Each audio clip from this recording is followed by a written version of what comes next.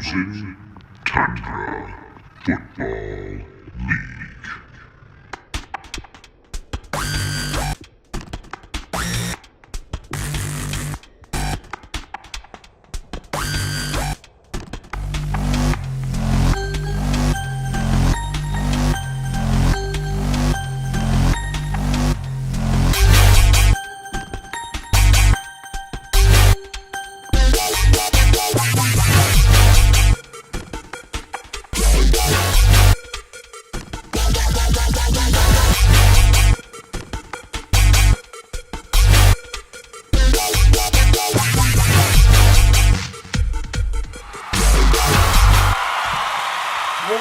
Welcome back to all of my friends and fellow FTFLers to the longest running weekly episodic fantasy football update show.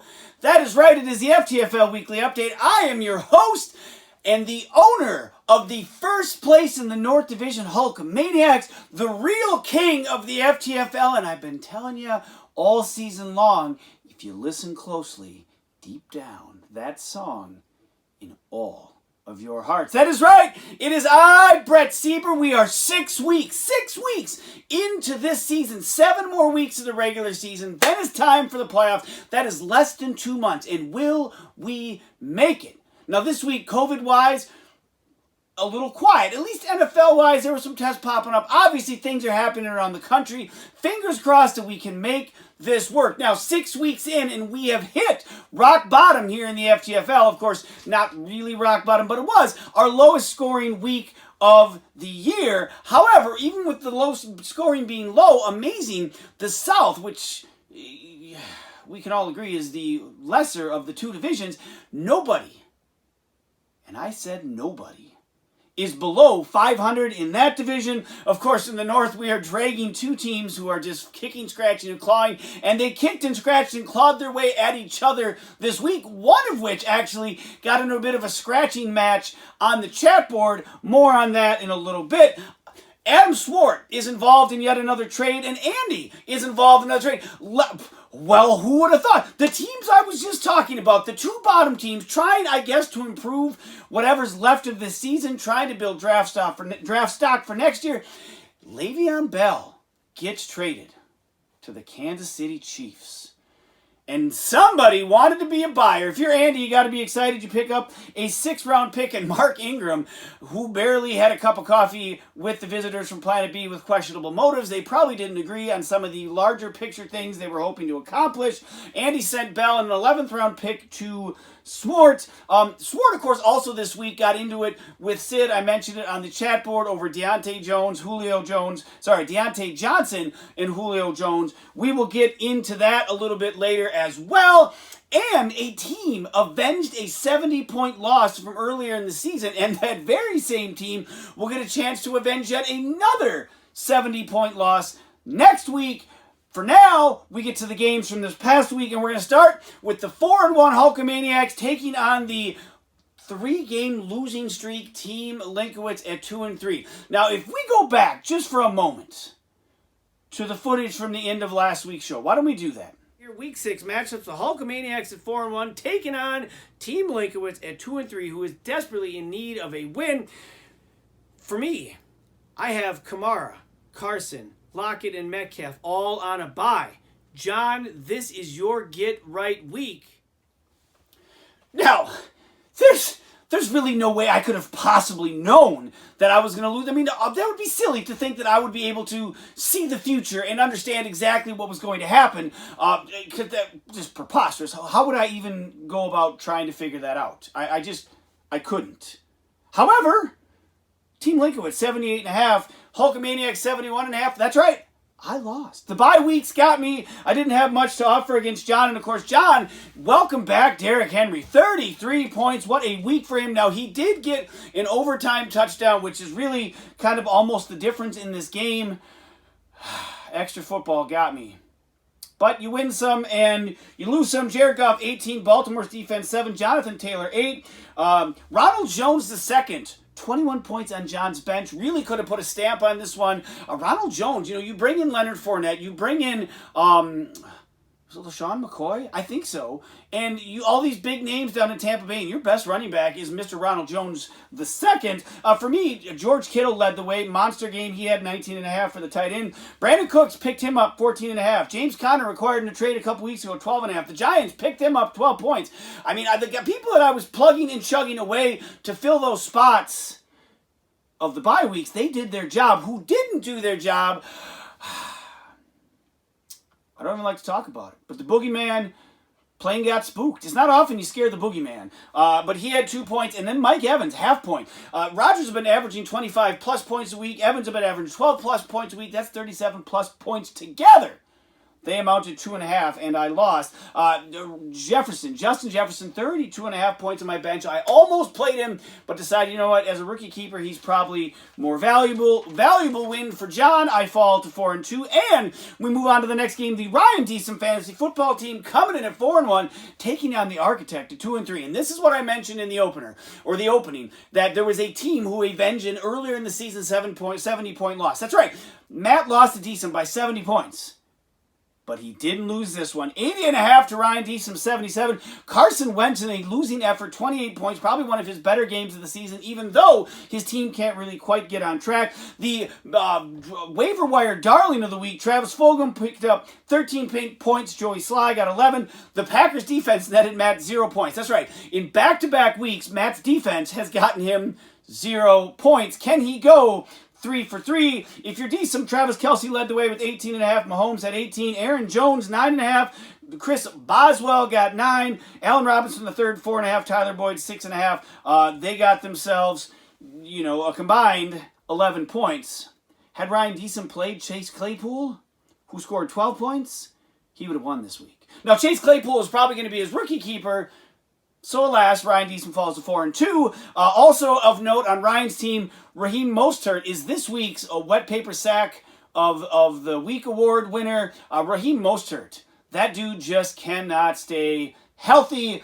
Give Dalvin Cook a call. You can commiserate together. One team that won't be commiserating is the Pack Attack. He came into this game against the Radioactive Monkeys, both teams 3-2, and because the Ryan Deesum Fantasy Football Team lost, the winner of this game had a share of first place in the South, and that is Eric, who had 84.5 points, taking to Adam Saltmarsh's 65.5 points. He has now won 3 games in a row. His team is streaking. Deshaun Watson, the handcuffs are off. Bill O'Brien is gone. And do we have something bubbling in Houston? 34 points for him. Amari Cooper, 13.5. Clyde Edwards-Helaire, his best week to date, 12 points. However, no touchdown. I don't know if Kansas City does have a rushing touchdown. It was the other running back who ran it in this week, not Clyde Edwards-Helaire. Juju with only 1 point, really struggling to get going with Big Ben now that Roethlisberger is back this season. If you're salty, Stupid Face Jr., Kyler Murray notched 28 points.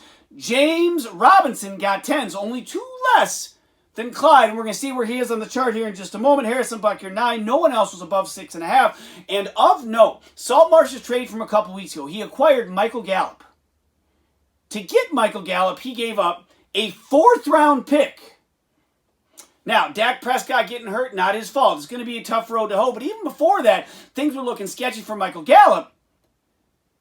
Gave up that 4th-round pick and another player. That player, Christian Kirk, who blew it up this week, of course, benefiting from Stupid Face Jr. Kyler Murray. Kirk so far since the trade, 34 points. Michael Gallup, only 8.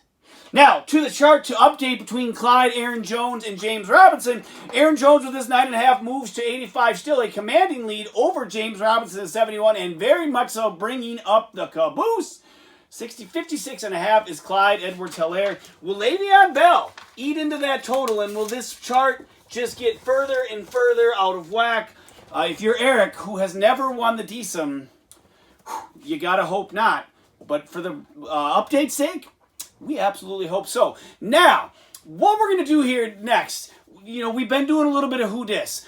Macho Man was on the hook maybe for this week, but then something came up that I felt we had to address. And from time to time, as a league, I feel we need to take a moment, step back, and actually address a real serious issue. And to do that, I'm going to go ahead and phone a friend. So I'm going to go ahead and dial this up here. turn this up so we can all hear. Who did? Ladies and gentlemen, boys and girls, for the first time ever on the FTFL Weekly Update, I'd like to welcome Big John Linkowitz. Big John, how you doing tonight? Just awesome. He is doing just awesome. Now, John, this week, I don't know if you were paying attention, on the chat board, we had a bit of a kerfuffle, if you will, kind of a slap fest. In my mind, I pictured a lot of this, and it was between Adam Swart and Sid Hagen. And what started over an argument over who was the better receiver, Julio Jones and Deontay Johnson, which I thought was really quite a silly argument to begin with, eventually devolved into Sid denouncing his allegiance to what he called the greatest hockey duel in the league. And that, my friend, that is what caught my attention. Because, John, I don't have the greatest memory sometimes. I want you to refresh my memory. When we were playing all those hockey games and Sid and Swart were going on a run, did they beat you and I in that tournament? No. Oh, they didn't. And Swart carried Hagen. Swart carried Hagen, and yet they didn't win. But somehow out of that, they continue to call themselves the greatest hockey duo in the league. Am I correct? Yes. Yeah, I don't understand that at all. So whatever little catfight you were having this week, why don't you keep John and I's name out your mouth? Because you are not the greatest hockey duo in the league. We are the greatest hockey duo in the league. Absolutely. Well, John, I'm glad you were able to come on and clarify that for me this week. It really was bothering me, again, because my memory's a bit fuzzy. But other than that, I mean, I don't have a... Speaking of fuzzy. Fuzzy. Who won last week? Who won last week? Well, I just covered Ryan Deesum lost to Matt. Saltmarsh lost to Eric. And then it looks like I may have lost to you. But I mean, we have a couple games I'd like to talk about. What? Funny. What's funny? You thought you were going to win that one. Well, I mean, your team wasn't... Standing up pelvic thrusting with A-Rod. And then just like him, start, stop. You know, John, I think you kind of got away with one. You benefited from my situation, however. You got to play... Start, stop, or... You know, you got to play with the hand you're dealt. You, John, probably know more than that than anyone with, you know, some of the Titan stuff you've gone through. But yes, you did beat me. And no Barkley. That's right, no Barkley. No, I mean Henry was gone, although Henry came back Cohen. big. No Cohen. Yeah, thanks for bringing that up too. Yep. So Yeah. But you won. You won. I hope. And I dropped Matt Ryan the week too early. You did. Probably nominate me for the decent for that one. You know what? Let me write that. Especially since, you've been ragging me all month long on your update. Matt Ryan. I get rid of him, and guess what? I would have whooped your ass if I would have had him. You know, John, yes, you would have. Great win for you this week. I appreciate you coming on the show, and hopefully we can have you back on sometime in the future. For sure. I'm going to go use the toilet bowl. Keep it clean, John. I still have the Deesum in my closet. Well, where should I be mailing that to? Oh, I could tell you. Adam Swart's house. We'll get you his address. We'll put his address in the update, and that way, people, you can see it and you can mail it off to him. Just go to the third stall at Holiday. I'll get his address there. All right, John. We'll talk to you later, buddy. Thanks for checking in. Yep. Bye-bye. Peace. Well, that was something. I was glad John was able to join us for this. So great. All right, so... Yes, Adam Swart and Sid Hagen got into a bit of a fight. Funny enough, Sid then arguing in Deontay Johnson's favor later dropped Deontay Johnson. To Matt's credit, if there was ever an eye for talent, it was Matt, because he was the first one to pick up Deontay Johnson. No matter that he dropped him later, he did see what was there long before that rose ever bloomed. Speaking of Sid, the king of the FTFL comes in at 2-3, taking on the team Mana, three-time Lucky Pants champ Mana at 3-2. Now, we talked about the history between these two teams. 3 fantasy bowls. I mean, it is historic. A lot of back and forth. This one went in favor of the king. John mentioned start-stop. Sid has started and stopped and started and stopped. He claims he's back and has started again. 107 to Jeff's 84. Kirk Cousins. That's right. Kirk Cousins is on a fantasy football team in 2020. You just never know. He notched 32 points in, let's be clear, mostly garbage time. Alas, they were points that counted towards Sid's victory. A.J. Brown, 16.5. Miami's defense, 15. The streaming defense of the week, of course, because they were playing the hapless Jets. Calvin Ridley, 13. Myles Gaskin, 10. Ryan Tannehill, 32 on the bench. Matched Cousins, didn't matter. If you are Markser, Pittsburgh's defense led the way with 21 points. Josh Allen, 16. In weeks 1 through 4, Josh Allen was averaging 30 points. Weeks 5 and 6, he is averaging only 16. The real problem here, of course, is Jeff also had Dak Prescott, who's no longer there. We did just hear from John, though. It sounds like Matt Ryan is out there on the waiver wire. I didn't see if he was picked up or not. Maybe there's something to it. Stephon Diggs, 11. And David Johnson, 10.5 points. Jeff had 1 whole point on his bench. 1. His efficiency rating this week, I'm sure, was 100% with that. 1 point. A lot of guys on buys, 1 on IR, 1 played, but only got him then that 1 point, so there really wasn't any help. He falls to 3-3, Sid rises to 3-3, and we have come to the final game of the week. The DSOM award-winning visitors from Planet B at 1-4, taking on the Mixing Cocktails at 1-4 in the Cellar Dweller Bowl here in week 5. Andy's been claimed that he's selling his team. The visitors claim they were selling after 2 weeks. Neither team seems to want this. However, the visitors showed up this week 109.5 to Andy's 88.5. For the visitors, Julio, 28 points. Welcome back. Weeks 1 through 5 total, 19.5 points. He's been battling some nagging injuries. He is getting old. He didn't show his age. This week, Kenyon Drake finally showing his first-round pick status, 26. Hayden Hurst, 14. Randy Bullock, 12. If you're Andy, Lamar Jackson got 24. Christian Kirk, who he acquired along with the 4th-round pick for Michael Gallup, 21. Justin Tucker, 16. Joe Mixon, 11. DeAndre Swift on the bench as a rookie keeper, 21.5. Joe Mixon did get banged up in this one. Andy falls to 1-5. If it wasn't for bad luck, Andy wouldn't have any luck at all. However, maybe the conversation starts to percolate just a bit. I've mentioned this season a lot about Eric in that first pick, and Eric's never been on the toilet bowl. You know who else has never been on the toilet bowl? That's right, Andy. He was the reigning defending champ of the FTFL. He had the best draft grade after draft night. And here we are, 6 weeks into the season. He is 1-5, and almost, for all intents and purposes, his season is over. That seems like maybe, just maybe, he could be draft worthy. For that, all right, let's get the stud, the dud, and the decent of next week's game. Stud of the week, Deshaun Watson, 34, Derrick Henry, 33. Both of those guys in winning efforts for their teams as those teams are surging. Well, Eric's for sure. John gets back to 500 and only a game out of first. Dud of the week, pains me to say it, but Aaron Rodgers and Mike Evans combined 2.5 points when they normally get 37. That really, even with all the buys, if Rodgers throws just 1 touchdown pass, I probably win that game. Alas, it did not happen. The DSOM update of the week, Salty, Kirk for Gallup trade is starting to become not only a blunder for this year, but, depending on where this goes, one of the all-time blunders. At least in a single season. Giving up a 6th round for Bell might be, although really a 6th round isn't much. And let us add to the list, by the way, the 6th round for Bell was why Adam Swartz should win the DSOM award this week. Let's add to the list to see on where this goes. John cutting Matt Ryan. Now, Matt Ryan has struggled back-to-back 4-point weeks. John let him go through. Maybe he just wasn't a fan of Team Linkowitz.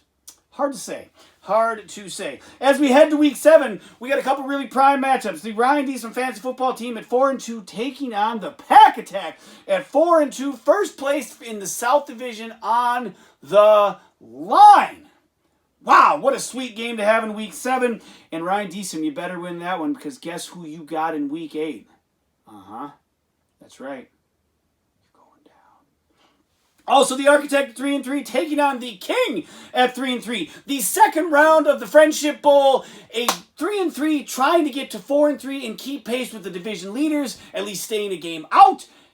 This was that other 70-point loss Matt had this season. In back-to-back weeks, he lost 70 points and a pop. Maybe we add that to the decent list as well. Can he avenge yet another 70-point loss? We'll see. Manat, three-time Lucky Pants. Let me start over. Manat, three-time Lucky Pants champ. Manat coming in at 3-3, taking on Team Linkowitz in 3-3. Another important game in the division as they try to keep pace with, that's right, yours truly. The Radioactive Monkeys 3-3, taking on the hapless Mixin' Cocktails. The Mixin' Mocktails is really what we're going to start calling him. The Mocktails, there isn't any juice there at 1-5. And lastly, the visitors from Planet B at 2-4 of the second greatest hockey duo in the league, taking on, that's right, the greatest hockey duo in the league, myself and the Hulkamaniacs at 4-2. That is it for the update this week. Thanks for joining us. I hope you're enjoying the snow.